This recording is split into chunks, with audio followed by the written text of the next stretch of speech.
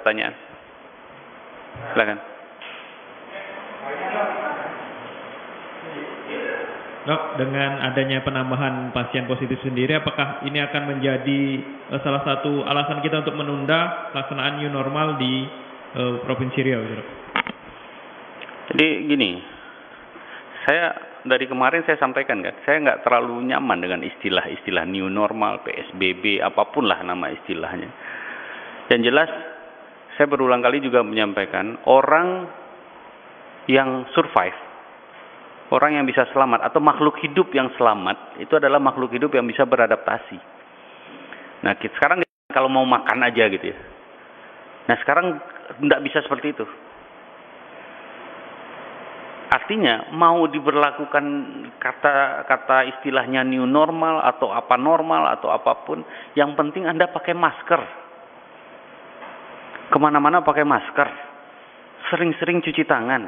Hindari kerumunan. Cukup 3 itu aja. Nah, kita kan dari awal tidak mengenal lockdown. Kecuali kalau kita mengenal lockdown.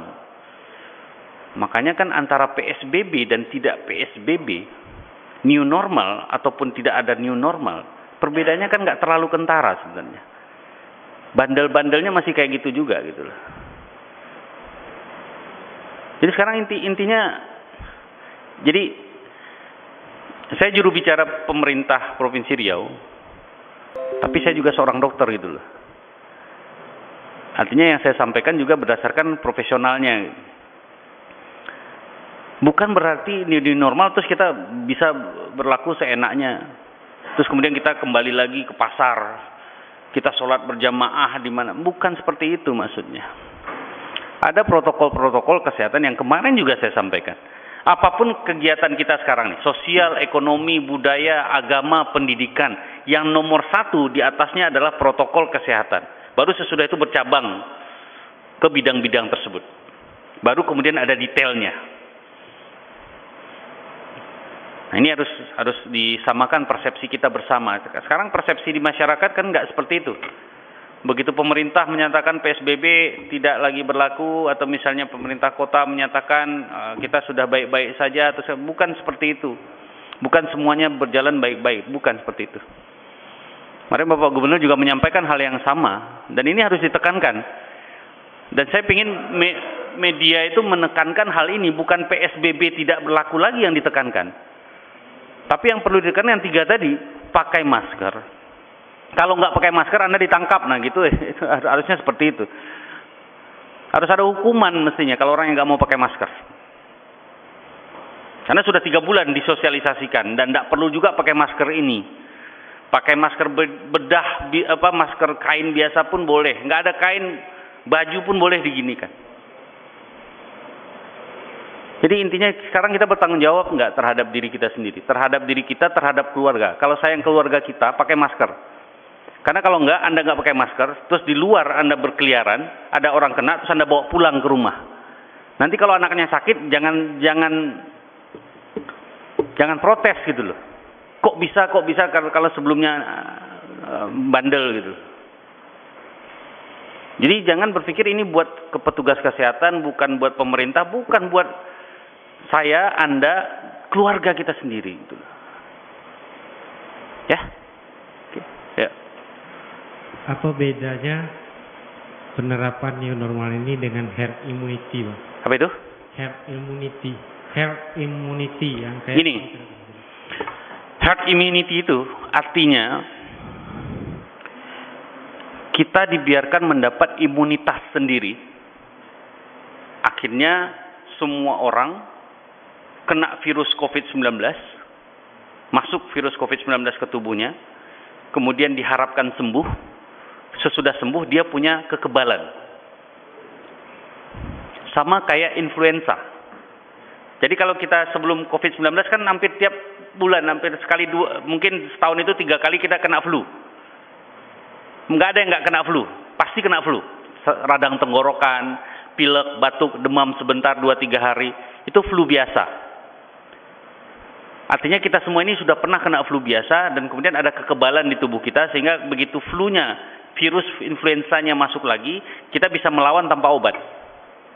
Itu namanya herd immunity. Nah, permasalahannya COVID-19 tidak bisa dilakukan seperti itu. Karena kalau COVID-19 kena kepada orang tua kita, kakek kita, paman kita yang umurnya di atas 60 tahun, 80% mereka meninggal. Artinya kalau kita bebaskan ini, biarkan kayak yang melakukan seperti ini adalah negaranya Swedia. Swedia tidak mengenal social distancing atau physical distancing dari bulan Maret, April, dan Mei awal. Mereka biarkan, mereka harapkan masyarakatnya kena semua, kemudian kebal. Ternyata hal yang mereka lakukan menimbulkan dampak yang luar biasa. Angka kematian Swedia termasuk paling tinggi di dunia. Angka kematian Swedia itu hampir mencapai 14%, 13% lebih. Artinya dari 100 pasien COVID, 13 meninggal. Apakah kita mau seperti itu? Tentu tidak. Karena nanti yang berisiko bukan yang ini, yang umurnya di bawah 60. Yang berisiko siapa? Ya orang tua kita, kakek kita, nenek kita. Saya pikir nggak ada pernah, kalau orang waras nggak ada yang ikhlas orang tuanya sakit karena COVID terus meninggal, itu saya pikir nggak ada. Itu dia herd immunity. Tadi perbedaannya dengan apa tadi pertanyaannya? New normal yang diterapkan. New normal itu bagian dari kegiatan kita yang berlaku supaya kita bisa melakukan suatu kegiatan sosial, ekonomi, kebudayaan, agama, dan pendidikan kembali, tetapi dengan cara yang berbeda. Semuanya akan berbeda. Termasuk bagaimana kita antri dulu kan nggak mungkin jarak 1 meter, sekarang harus jarak 1 meter. Kalau kurang dari 1 meter nggak boleh. Nah sekarang masalahnya, yang jadi masalahnya dari tadi pagi saya heboh di media sosial mengenai sholat Jumat. Mana Jumat hari ini nih? Karena sebenarnya udah nggak PSBB. Apakah sudah boleh? Sekarang logikanya jumlah kasus positifnya masih ada terus. Saya nggak tahu, misalnya kalau saya ikut tadi sholat Jumat di masjid berjamaah dengan cara yang normal, cara yang sebelumnya, yang rapat-rapat, saya nggak tahu sebelah saya positif atau enggak. Kalau seandainya dia positif, kebetulan daya tahan saya kurang baik, saya bawa pulang itu penyakit.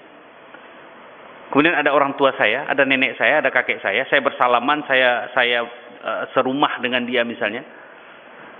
Kemudian dia sakit, jangan sesali. Jadi kalau misalnya kita sakit, jangan sesali, itu bukan ulah siapa-siapa. Mungkin akibat ulah kita sendiri. Kita nggak pakai masker, kita lupa cuci tangan, kita lupa segala macam, kita nggak lakukan social distancing. Kayak ngasih khutbah saya jadi. Yuk, lanjut, silakan.